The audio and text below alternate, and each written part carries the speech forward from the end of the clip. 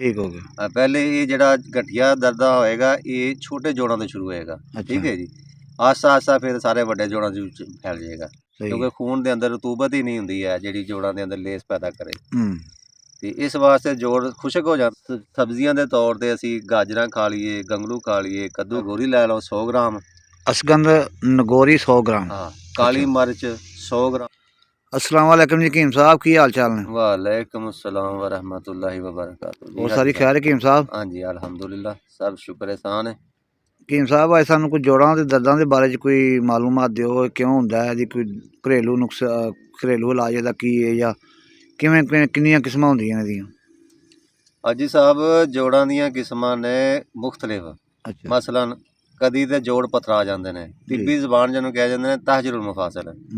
कदी छोटे जोड़ां च दर्द हुंदा उन्होंने कहा जांदे ने गंठिया नकरस। कदी वड्डे जोड़ां च दर्द हुंदा उन्होंने कहा जांदा तिब्बी जबान च वजल मुफासिल। अज असीं गल करांगे छोटे जोड़ां दी जिन्होंने कहा जांदा गंठिया नकरस। ठीक है जी, यानी जो छोटे छोटे उंगलियां दे जोड़ हो जान, अंगूठे दे जोड़ हो जान, पैरां दे जोड़ हो जान, आस्ता आस्ता पूरे जोड़ां दे अंदर दर्द शुरू हो जाएगा। ठीक हो गया। पहले ये जड़ा गठिया दर्द होएगा ये छोटे जोड़ों से शुरू होएगा। ठीक है जी। आस्ता आस्ता फिर सारे बड़े जोड़ों च फैल जाएगा। सही है। ਇਹਦੇ ਅੰਦਰ जिसम ਦੇ ਅੰਦਰ ਰਤੂਬਾਤ ਦੀ ਕਮੀ ਹੋ ਜਾਂਦੀ ਹੈ। ਅੱਛਾ, ਯਾਨੀ ਜੇ ਲੇਸਦਾਰ ਮਾਦਾ ਉਹ ਘੱਟ ਹੋ ਜਾਂਦਾ। ਠੀਕ ਹੈ। ਗਰਮ ਖੁਸ਼ਕ ਮਜ਼ਾਜ ਹੋ ਜਾਂਦਾ ਇਸ ਤਰ੍ਹਾਂ ਦੇ ਬੰਦੇ ਦਾ ਜਿਹਨੂੰ ਇਹ ਨਕਰਸ ਦਾ ਮਰਜ਼ ਪੈਦਾ ਹੁੰਦਾ ਕਿਉਂਕਿ ਖੂਨ ਦੇ ਅੰਦਰ ਰਤੂਬਤ ਹੀ ਨਹੀਂ ਹੁੰਦੀ ਹੈ ਜਿਹੜੀ ਜੋੜਾਂ ਦੇ ਅੰਦਰ ਲੇਸ ਪੈਦਾ ਕਰੇ। ਤੇ ਇਸ ਵਾਸਤੇ ਜੋੜ ਖੁਸ਼ਕ ਹੋ ਜਾਂਦੇ ਨੇ ਤੇ ਸੁੱਕਣਾ ਸ਼ੁਰੂ ਹੋ ਜਾਂਦੇ ਨੇ, ਜੋੜਾਂ ਉਂਗਲੀਆਂ ਚੜ੍ਹਨੀਆਂ ਸ਼ੁਰੂ ਹੋ ਜਾਂਦੀਆਂ ਨੇ। ਸਹੀ ਹੈ। ਠੀਕ ਹੈ ਜੀ। ਇਹ ਸਾਡੀ ਤਿੱਬੀ ਜ਼ਬਾਨ ਦੇ ਅੰਦਰ ਇਹਨੂੰ ਕਹਿੰਦੇ ਨੇ ਕਿ ਸਫਰਾ ਦੀ ਜ਼ਿਆਦਤੀ ਹੋ ਗਈ ਤੇ ਗਰਮ ਮਜ਼ਾਜ ਉਸ ਤਰ੍ਹਾਂ ਦੇ ਬੰਦਿਆਂ ਦਾ ਗਰਮ ਖੁਸ਼ਕ ਹੁੰਦਾ। ਸਹੀ। ਇਹਨਾਂ ਵਾਸਤੇ ਸਾਨੂੰ ਗਰਮ ਚੀਜ਼ਾਂ ਸਾਰੀਆਂ ਬੰਦ ਕਰਨੀਆਂ ਪੈਣਗੀਆਂ। ਸਬਜ਼ੀਆਂ ਦੇ ਤੌਰ 'ਤੇ ਅਸੀਂ ਗਾਜਰਾਂ ਖਾ ਲਈਏ, ਗੰਗਲੂ ਖਾ ਲਈਏ, ਕੱਦੂ ਖਾ ਲਈਏ, ਟਿੰਡੇ ਖਾ ਲਈਏ, ਕਾਲੀ ਤੋਰੀ ਖਾ ਲਈਏ, ਕਾਲੀ ਮਿਰਚ ਅਦਰਕ ਦੇਸੀ ਘਿਓ ਦੇ ਅੰਦਰ। ਠੀਕ ਹੈ ਜੀ। ਅੱਛਾ।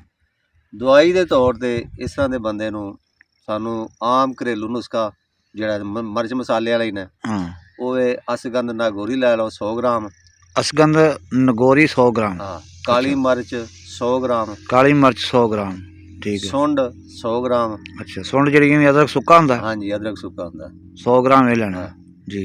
ते सरंजा शरी एक जड़ है बूटी दी, आम पंसारियां को लभ जांदी? पंसारियां को लभ जांदी। अच्छा, 100 ग्राम ये लैके इन्हां चारां चीज़ां नूं बरीक पाउडर बना लैण। ठीक है। ठीक है जी। फिर 2 माशे सुबह, 2 माशे दोपहर ते 2 माशे शाम नूं गर्म पानी नाल इस्तेमाल करन। इंशाअल्लाह अज़ीज़ इहदे खाण नाल आया गज़ा जिहड़ी दसी इहदे खाण नाल अल्लाह फजल करेगा। परहेज की इहदा? परहेज सारियां गर्म चीज़ां छड्ड देनियां ने, खुश्क चीज़ां छड्ड देनियां ने। मिसाल दे तौर ते थोड़ी मोटी मोटियां दस। हाँ, वड्डा गोश्त हो गया, हाँ ब्रैलर हो गया, वड्डा गोश्त भी नहीं खाना, ब्रैलर मुर्गा भी नहीं खाना। हाँ जी। अच्छा, बैंगन हो गए, मसर हो गए, चनियां दी दाल हो गई, काले चने हो गए। अच्छा, ਇਹ ਚੀਜ਼ਾਂ ਜਿਹੜੀਆਂ ਨੇ ਇੱਕ ਨਹੀਂ ਖਾਣੀਆਂ, ਇਹਨਾਂ ਦਾ ਪਰਹੇਜ਼। ਸਹੀ, ਠੀਕ ਹੋ ਗਿਆ। ਇਹ ਨੁਸਖਾ ਜਿਹੜਾ ਨਾ ਜੀ ਇਹ ਜਿਹੜਾ ਦੱਸਿਆ ਜੀ ਇਹਦੇ ਔਰਤਾਂ ਦੇ ਵੀ ਬੜਾ ਅਸਰਾਤ ਦਿਖੇ ਨੇ। ਇਨਸ਼ਾਅੱਲਾ ਔਰਤਾਂ ਦੇ ਰਹਿਮ ਦੇ ਅੰਦਰ ਰਸੌਲੀਆਂ ਹੋ ਜਾਣ, ਅੱਛਾ, ਜਾਂ ਔਰਤਾਂ ਦੇ ਰਹਿਮ ਦੇ ਅੰਦਰ ਪਾਣੀ ਦੀਆਂ ਥੈਲੀਆਂ ਬਣ ਜਾਣ ਜੀ, ਇਹ ਮੁਜਰਬ ਨੁਸਖਾ ਉਹਨਾਂ ਵਾਸਤੇ ਵੀ, ਯਾਨੀ ਅਜ਼ਮਾਇਆ ਹੋਇਆ। ਠੀਕ ਹੈ। और असां इन्हां दी खवा के रिपोर्टां लईयां ने, हालांकि है तो सादा जा ते सस्ता जा लेकिन फायदे ते बेशुमार ने। ठीक है। जोड़ां दे भी काम करेगा ते इस मर्ज दे भी काम करेगा इंशाअल्लाह। ठीक है जी। ये तो हो गया एक नंबर जिहड़ा जिवें हो गया, इहनूं कहा जांदा नकरस यानी कि गंठिया दा दर्द। सही है, ये गठिया दा दर्द है।